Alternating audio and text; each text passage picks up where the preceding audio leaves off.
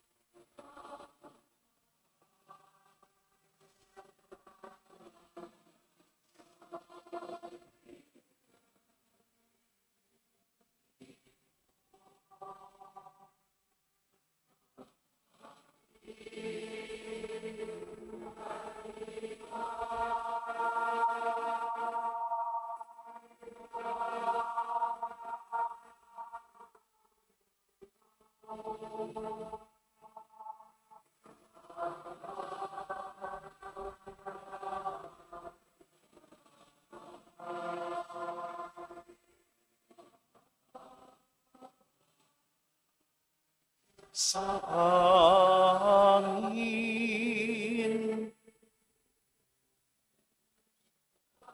ikaw lamang ang banal, Ikaw lamang ang Panginoon. Ikaw lamang, O Hesukristo, ang kataas-taasan kasama ng Espiritu Santo. Sa kadakilaan ng Diyos Ama. Amen.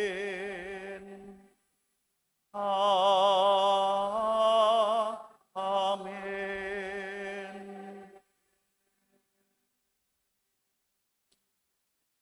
Manalangin tayo. Ama naming makapangyarihan, sa iyong anak na pinakamamahal at hari ng sanlibutan, niloob mong pag-isahin ang tanan. Idulot mong ang tanang kinapal na pinalaya sa kaalipinan ay makapaglingkod sa iyong kadakilaan at makapagpuri sa iyo ng walang humpay sa pamamagitan ni Jesucristo kasama ng Espiritu Santo magpasawalang hanggan. Amen. Sa unang pagbasa, kinikilala si David bilang hari ng lahat ng angkan ng Israel. Ang salita ng Diyos mula sa ikalawang aklat ni Samuel. Noong mga araw na iyon, nagkaisa ang lahat ng angkan ng Israel na pumunta sa Hebron upang makipagkita kay David. Sinabi nila, "Kami laman ng iyong laman at dugo ng iyong dugo. Nang si Saul ang hari namin, nanguna ka sa mga kawal ng Israel sa pakikipagdigma.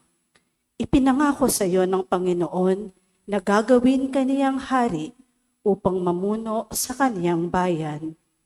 Lahat ng matatanda ng Israel ay nagpunta nga sa Hebron at dooy nakipagkasundo sa kaniya sa harapan ng Panginoon. Binuhusan nila ng langis si David at kinilalang hari ng Israel. Ang salita ng Diyos. Salamat sa Diyos. Masaya tayong papasok sa tahanan ng Poong Diyos. Masaya tayong papasok sa tahanan ng Poong Diyos. Ako ay nagalak sa sabing ganito.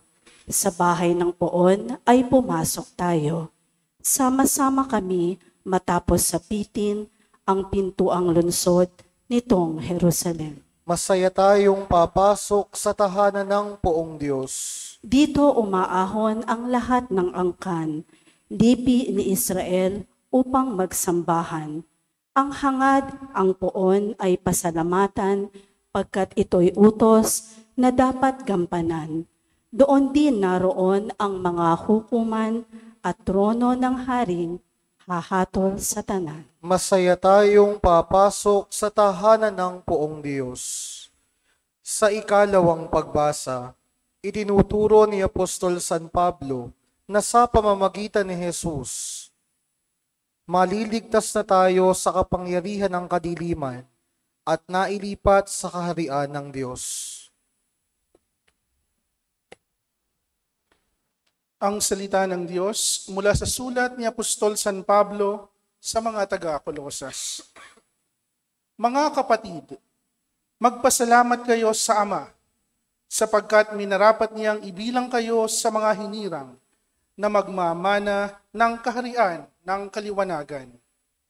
Iniligtas na tayo sa kapangyarihan ng kadiliman at inilipat sa kaharian ng kanyang minamahal na anak. Sa pamamagitan ng anak, tayo'y pinalaya at pinatawad sa ating mga kasalanan.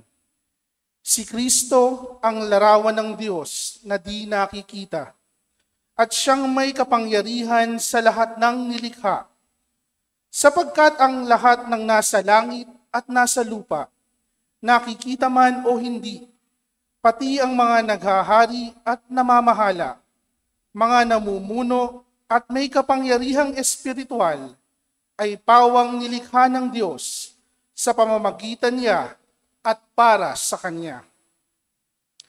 Siya'y una sa lahat at sa Kanya nakasalalay ang kaayusan ng lahat ng bagay. Siya ang ulo ng simbahan na kanyang katawan. Siya ang una, ang panganay na anak, ang unang nabuhay na muli, upang siya ang maging pinakadakila sa lahat ng bagay. Ipinasya ng Diyos na ang kanyang kalikasan ay manatili rin sa anak, at inibig niyang ang sandaigdigan ay makipagkasundo sa kanya sa pamamagitan ng anak. Sa pamamagitan ng pagkamatay nito sa krus, nagkasundo nga ang Diyos at ang lahat ng nilikha sa langit at sa lupa.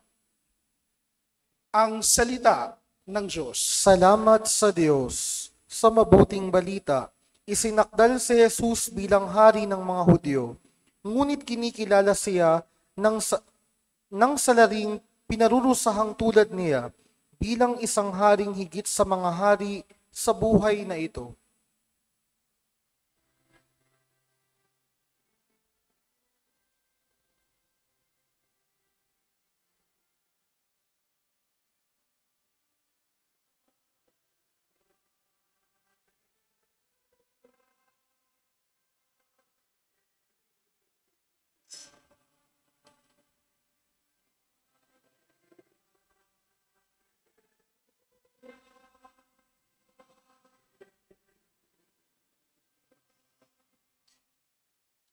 Pagpalain dumarating sa ngalan ng poon natin, paghahari kaniyang angkin.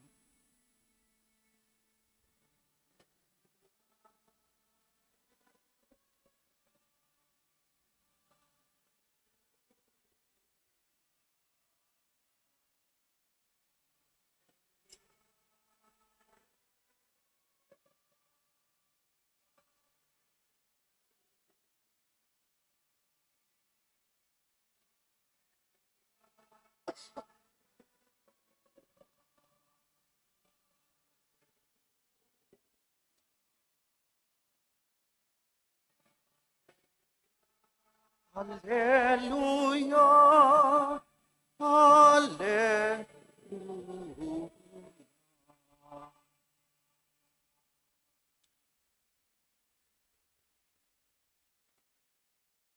Sumainyo ang Panginoon.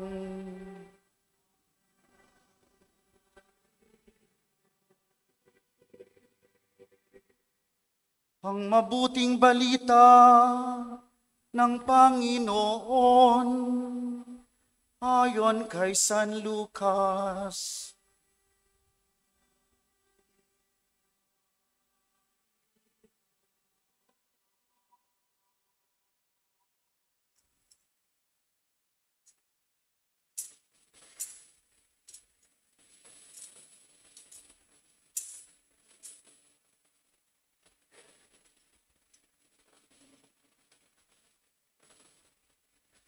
Noong panahong iyon, nilibak si Jesus ng mga pinuno ng bayan.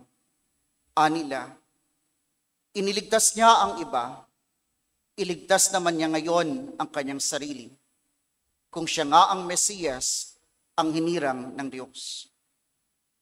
Nilibak din siya ng mga kawal, nilapitan at inalok ng maasim na alak. Sinabi nila, kung ikaw ang hari ng mga Hudyo, iligtas mo ang iyong sarili, at nakasulat sa ulunan niya sa wikang Griego, Latin at Hebreo, ito ang hari ng mga Hudyo. Tinuya siya ng isa sa mga salaring nakabitin at ang sabi, hindi ba ikaw ang Mesiyas? Iligtas mo ang iyong sarili, pati na kami. Ngunit pinagsabihan siya ng kanyang kasama, hindi ka ba natatakot sa Diyos?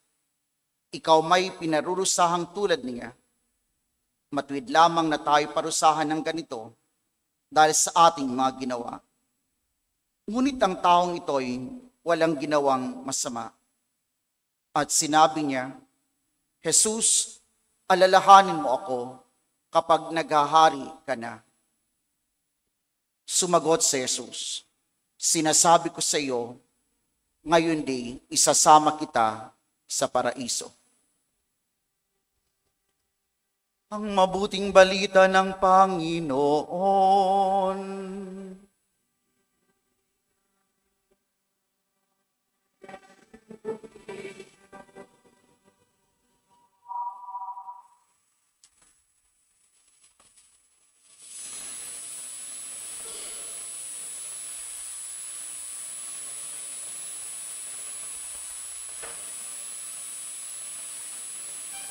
Mabuhay si Kristong Hari ng Sanlibutan. Viva Cristo Rey!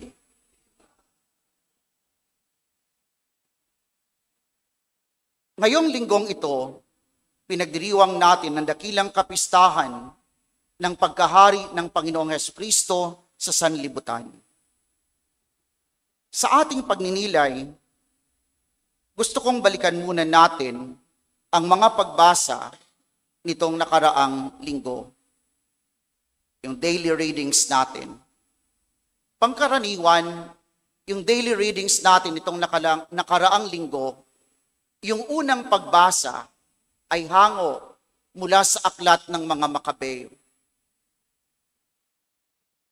Natunghayan natin kung paano ang mga Makabeyo ay nag-aklas laban kay Haring Antioco, na nagsimula sa pagpupumilit na tanggapin ang paganong kultura ng mga Helenista. Kasama na dito ang paglapastangan sa ikalawang templo ng Jerusalem. Ang pag-aaklas na ito ay pinamunuan ng paring si Matatias at ang kanyang mga anak, at isa na nga rito ay si Judas Macabeo. At ito ay naging matagumpay na nagsilbing daan upang mabawi nilang muli ang templo. Ang pagkabawi nila sa templo ay naging isang malaking sanhi ng kagalakan, ng saya, ng tuwa. Kanilang muling itinalaga ang templo sa Diyos. Sabi ko nga sa inyo, dahil ito'y naging sanhi ng kagalakan, taon-taon pinagdiriwang ng mga Hudyo ang kapistahang ito na tinatawag Hanukkah. Nabanggit ko sa inyo minsan ang isang magandang kaugalian nating mga Kristiyano kapag nagpapabendisyon ng bahay. Minsan itong binahagi sa amin ni Monsignor Andres Valera sa kanyang panayam sa amin na mga pari ng Diocese ng Malolos. At ano po itong tradisyon na ito? Ito ay ang pagluluklok ng imahen ng Sagrado Corazon de Jesus sa bawat tahanan.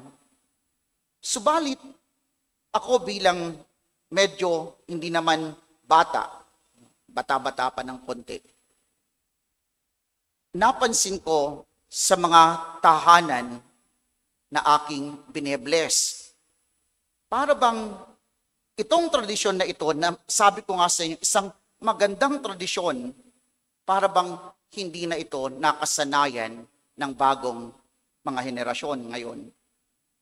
Nakalulungkot pa nga, na bagamat nagpapabless, minsan wala ka malang makita sa loob ng bahay na anumang Christian image or icon. Minsan nagpapabless. Yes, they ask for blessing, you ask for blessing. Pero, bakit wala man lang ni isang Christian image or icon? Wala man lang larawan ni Jesus. Wala man lang crucifix. Ang mas masaklap pa nito ay kung wala na ngang Christian image or icon, but inside sa bahay, what you see is a pagan image. At ano yung pagan image? Yung iba may Buddha, yung iba mayroong pusa na kumakaway, no? Minsan naman pareho meron. Alam nyo po, sa Obando, natikman ko dito yung masarap na halo-halo. Pero may mga bagay na hindi pwedeng paghalo-haluin, no? May mga bagay na hindi natin pwedeng pagsamasamahin, magkakontra. Kung tayo'y kay Kristo, kung tayo sa Diyos, tayo ay sa Diyos. No? It's either black or white. It's either that we are hot or cold. Mainit o malamig. Hindi pwedeng maligamgam. Diba? Yun nga, yun ang nakakalungkot. Bakit ko ba binabanggit ito, ang mga bagay na ito sa inyo? Sabi ko sa inyo, nitong nakaraang mga araw, nang mabawi ng mga Makabeyo, ng mga Hudyo, ang templo, itinalaga nila muli ito sa Diyos. Sapagkat dumating sa punto na tila ba naranasan nila na lumisan sa piling nila ang Diyos. Dahil sa paglapastangan na ginawa sa templo. Tayo rin po, may mga pagkakataon na tila ba si Jesus na sinasabi nating hari ay hindi nagahari sa buhay natin. May mga pagkakataon na si Jesus na sinasabi nating hari ay hindi naman siya ang ating sinusunod. Hindi naman siya ang umiiral sa puso ng marami sa atin. Kaya nga, siguro ito ang dahilan kung bakit minsan nagtatanong tayo, bakit maraming mga masasamang bagay ang nangyayari sa ating kapaligiran? Bakit naghahari ang mga masasamang bagay na ito? Nandiriyan yung korupsyon, yung panggugulang sa kapwa, yung kawalan ng katarungan, yung kawalan ng paggalang, hindi lamang sa kapwa-tao, hindi lamang sa buhay ng tao, pati na rin sa iba pang mga nilikang bagay ng Diyos. Ang kawalan ng galang sa kalikasan, ang pang-aabuso na ating ginagawa, na ang masaklap ang nangyayari. Ito'y nagdudulot ng panganib at pangamba sa ating buhay. Bakit nga ba nangyari ang mga bagay na ito? Isang magandang paalala siguro sa atin ngayon, dakilang kapistahan ng pagkahari ng Panginoong Jesucristo sa sanlibutan, ay muli nating iluklok si Kristo sa tahanan, kahit saan mang lugar, sa lugar ng pagtatrabaho, at higit sa lahat, sa puso ng bawat isa sa atin. And it is only then na sasabihin ko sa inyo, merong pagbabago na mangyayari. May pagbabagong mangyayari kung si Jesus ay kikilalanin natin hari, hindi lamang sa salita, pati na sa gawa. Alam niyo po, bagamat totoo, sa mabuting balitang ating binasa at napakinggan natin na si Jesus ay nilibak ng mga pinuno ng bayan. Kinutya siya ng mga kawal, nilibak ng mga kawal, at kung ano-anong pinagsasabi sa kanya. Pero meron tayong halimbawa. Merong halimbawa na binibigay sa atin ng mabuting balita. Halimbawa na dapat nating tularan. At ito ay walang iba kundi ang isa sa mga salarin na kasama ng ating Panginoong Jesus doon sa krus, sa Kalbaryo. At sabi ng salaring ito, Panginoon, Jesus, alalahanin mo ako kapag naghahari ka na. Napakaganda kasi gustong ipaunawa sa atin ang pagbabalik loob sa Diyos, ang siyang totoong magbibigay sa atin ng pagbabago na inaasam natin sa lipunan na ating ginagalawan. Sa mabuting balita ayon kay San Lucas, binigyang diin ni San Lucas ang isang positibong larawan ng madla, the crowd. Often, the crowd in the gospel account according to Matthew and Mark, hindi maganda yung presentation. But in the gospel account according to St. Luke, Sa Gospel account, ayon kay San Lucas, ang madla ay may kakaibang role na ginampanan. Sinasabi sa atin, nang si Jesus ay dadakpin, aarestuhin. Napigilan ang pag-aresto kay Jesus dahil saan? Dahil sa mga tao. Dahil sa madla. Sa madaling sabi, kung tayo yung madla na kumikilala sa paghahari ng Diyos. Bagamat totoo merong mga nagnanais na gumawa ng hindi maganda, ang mga balak nila na hindi maganda ay hindi maghahari kung hindi ito sasang-ayunan ng tao. Hindi mangyayari yung kanilang balak kung ang naghahari sa puso natin at kung totoo tayo sa pagsabi natin si Kristo ang ating hari. Hindi magaganap ang mga bagay na nais ng ilan. Pero ang malungkot ay kung hindi nga si Kristo ang naghahari sa atin.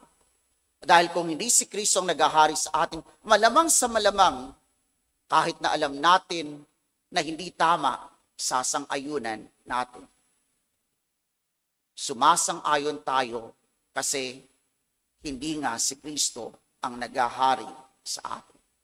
Sapagkat kung si Kristo ang naghahari sa puso natin, kung ano ang mga pagpapahalaga, ang mga bagay na pinahahalagahan ng ating Panginoon, yun din ang ating iibigin. Yun din ang ating pahahalagahan. Kaya siguro, magandang itanong natin sa ating sarili, si Kristo nga ba ay ating hari? Kung si Kristo ay ating hari, maibigin ba tayo sa katotohanan?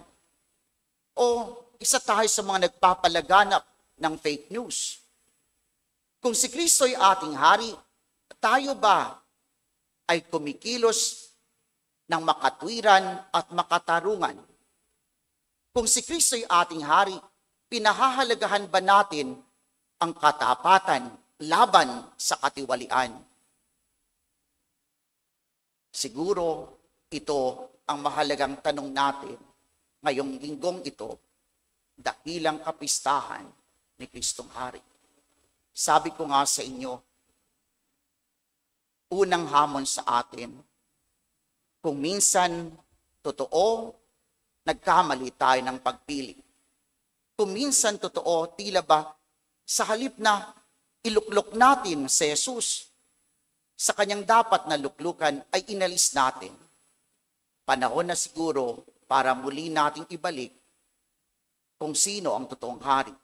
Iluklok natin siya, sabi ko nga sa inyo, sa ating tahanan, sa lugar ng ating paggawa, ng ating trabaho, at higit sa lahat, sa puso ng bawat isa sa atin. Magsitayo po ang lahat. Ipahayag natin ang ating pananampalataya. Sumasampalataya ako Sa Diyos amang makapangyarihan sa lahat, na may gawa ng langit at lupa. Sumasampalataya ako kay Hesukristo, iisang anak ng Diyos, Panginoon nating lahat.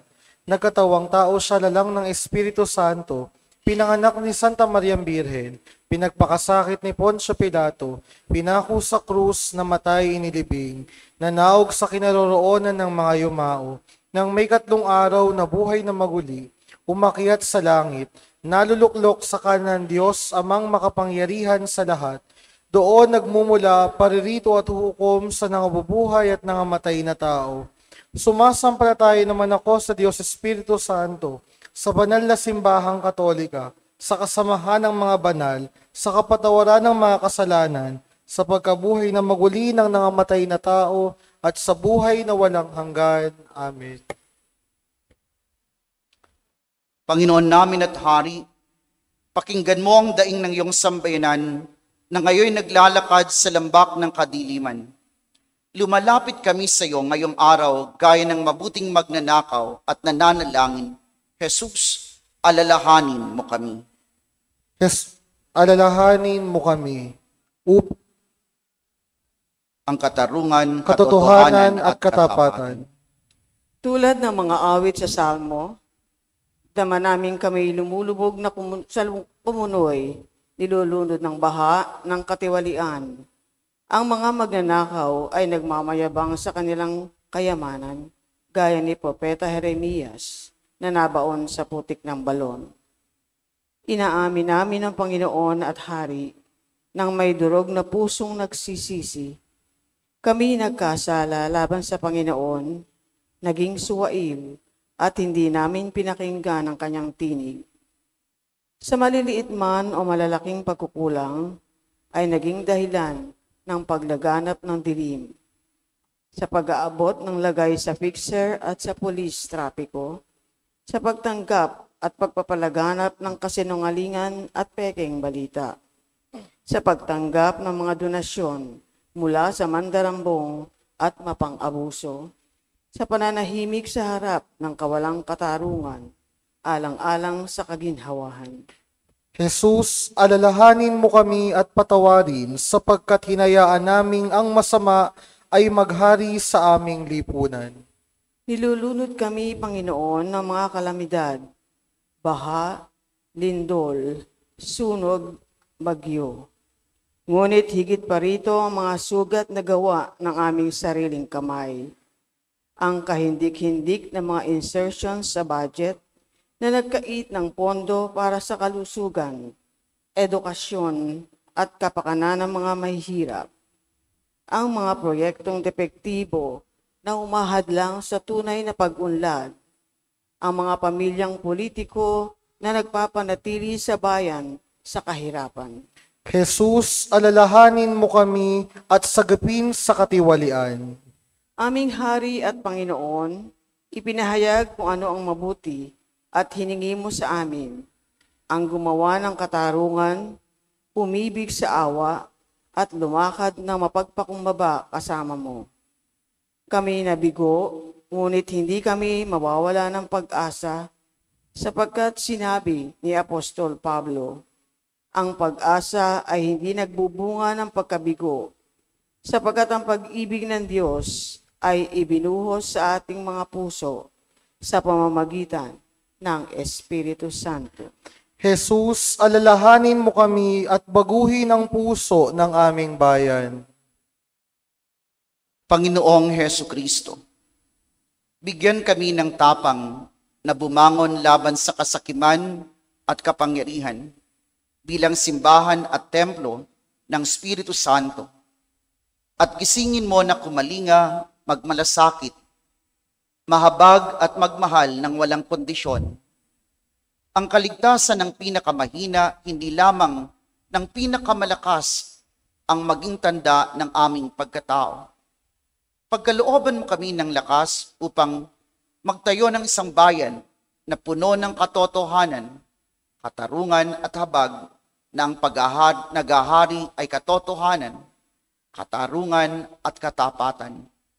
Ama, dinggin mo kami sa pamamagitan ni Kristong anak mo na aming Panginoon na nagahari kasama mo at ng Espiritu Santo magpa sa walang hanggan. Amen.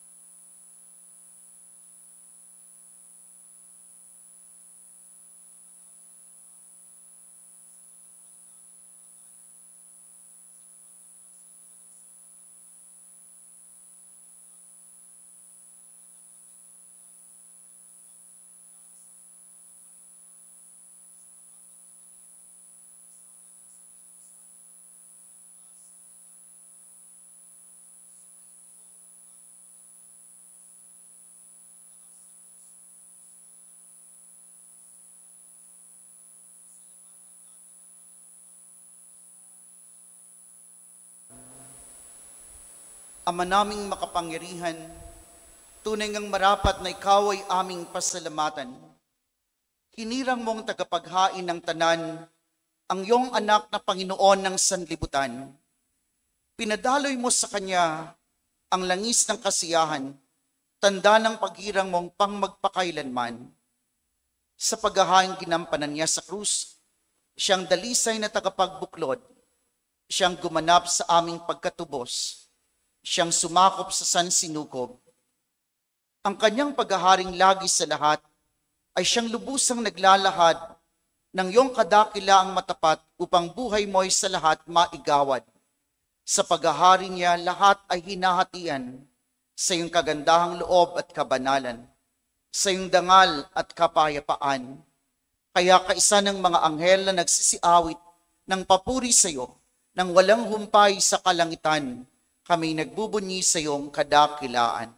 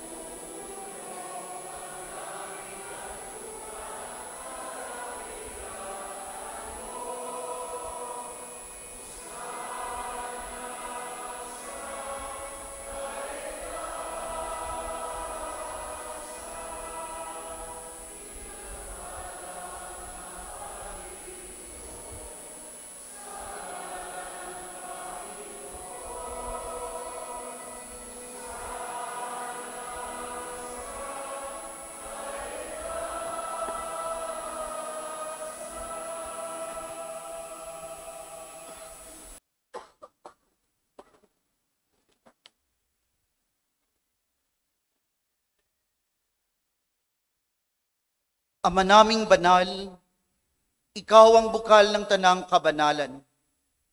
Kaya't sa pamamagitan ng iyong Espiritu gawin mong banal ang mga kaloob na ito upang para sa aming maging katawan at dugo ng aming Panginoong Heso Kristo.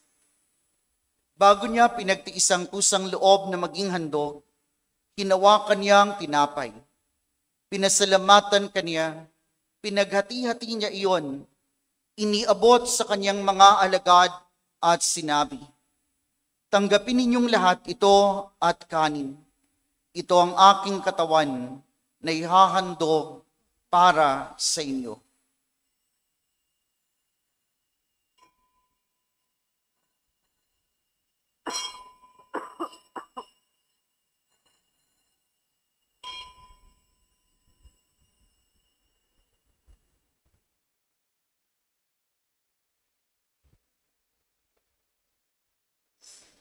Gayun din naman nung matapos ang hapunan, hinawakan niya ang kalis. Muli kanyang pinasalamatan. Iniabot niya ang kalis sa kanyang mga alagad at sinabi, "Tanggapin ninyong lahat ito at inumin. Ito ang kalis ng aking dugo, ng bago at walang hanggang tipan. Ang aking dugo nibubuhos para sa inyo at para sa lahat sa kapagpapatawad ng mga kasalanan. Gawin ninyo ito sa pag-alala sa akin."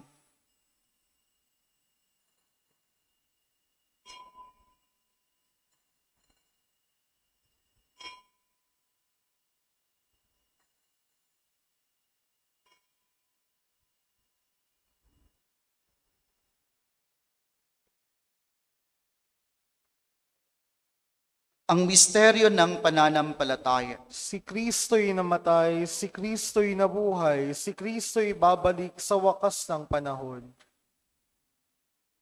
Ama, ginagawa namin ngayon ang pag-alala sa pagkamatay at muling pagkabuhay ng iyong anak. Kaya't iniaalay namin sa iyo ang tinapay na nagbibigay buhay at ang kalis na nagkakaloob ng kaligtasan.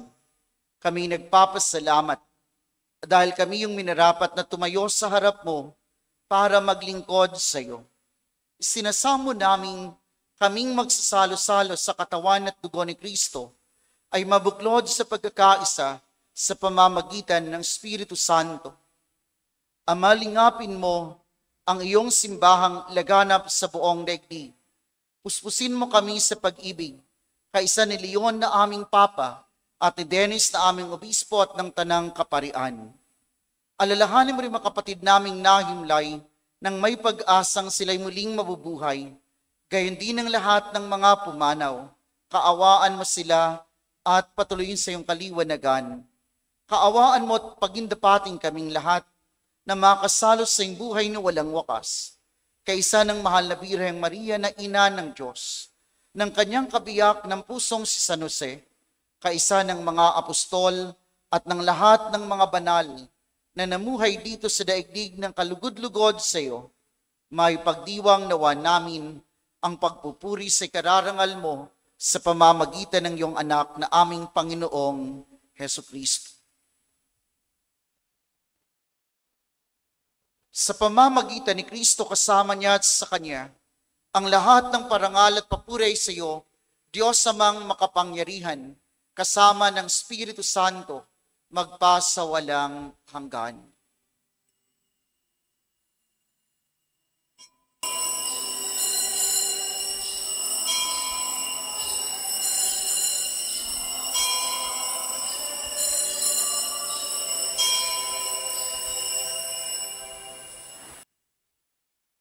Sa tagubili naman nakagagaling na utos sa turo ni Jesus na Panginoon natin at Diyos, ipahayag natin ng lakas loob.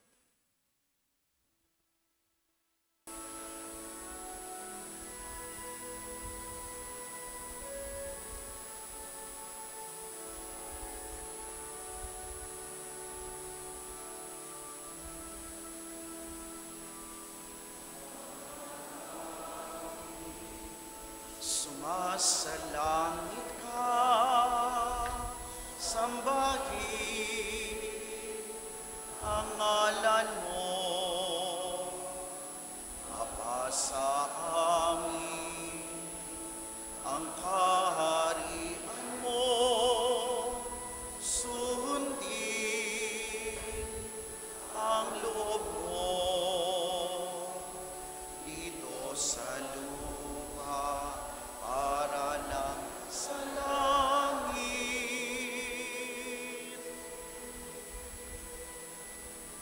bigyan mo kami ngayon ng hangin, kakanin sa araw-araw, at patawarin mo kami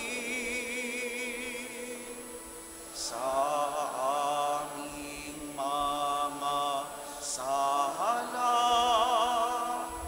para ng pagpapatawad namin sa nagkakasala sa amin.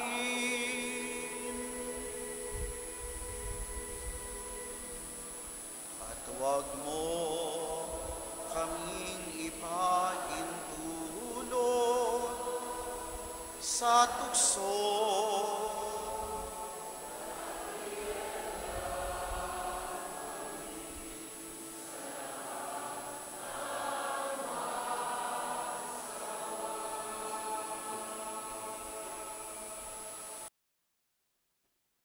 hinihiling namin kami i-adjust sa lahat ng masama, pagkalooban ng kapayapaan araw-araw, iligtas sa kasalanan, at ilayo sa lahat ng kapahamakan, samantalang aming pinananabikan ang dakilang araw ng pagpapahayag ng tagapagligtas naming si Heso Kristo.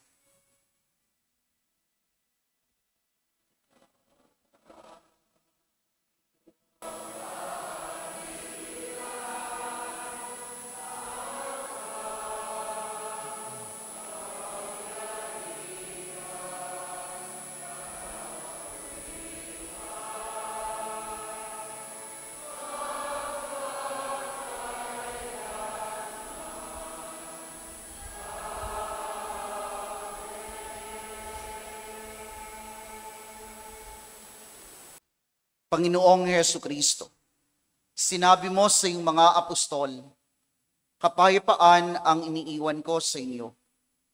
Ang aking kapayapaan ang ibinibigay ko sa inyo. Tunghayan mo ang aming pananampalataya at huwag ang aming mga pagkakasala. Pagkalooban mo kami ng kapayapaan at pagkakaisa ayon sa iyong kalooban, kasama ng Espiritu Santo, magpa sa walang hanggan. Amen. Ang kapayapaan ng Panginoon ay laging sumainyo. At sumaiyo rin. Magbigayan kayo at maghangad ng tanda ng kapayapaan sa isa't isa. Peace be with you po.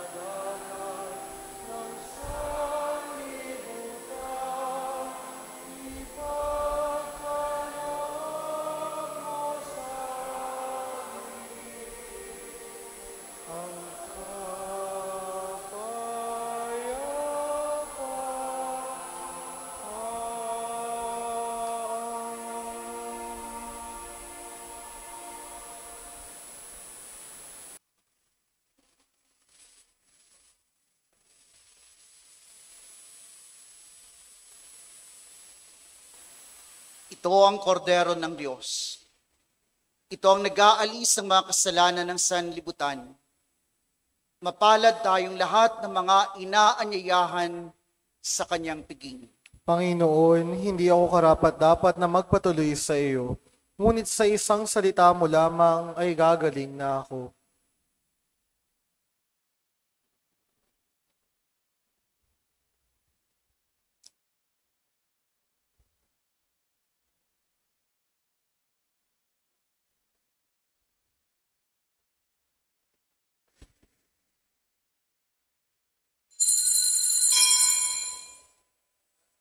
Sa pagtanggap po natin ng banal na komunyon, row by row po ang pagpila.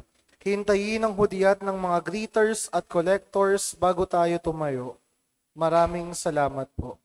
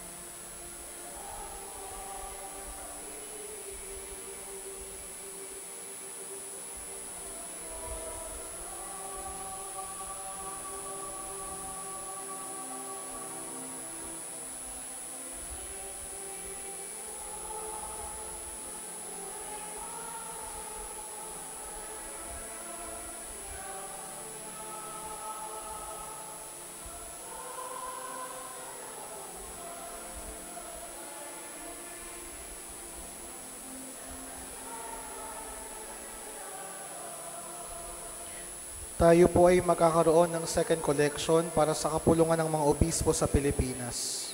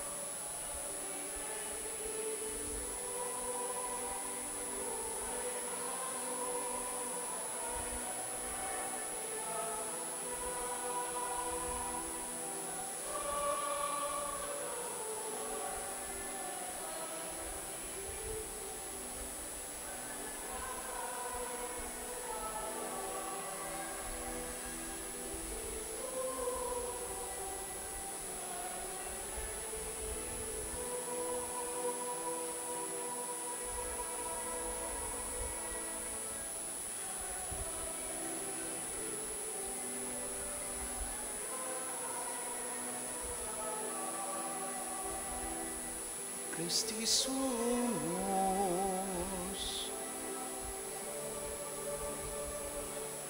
tayo'y kay Kristo.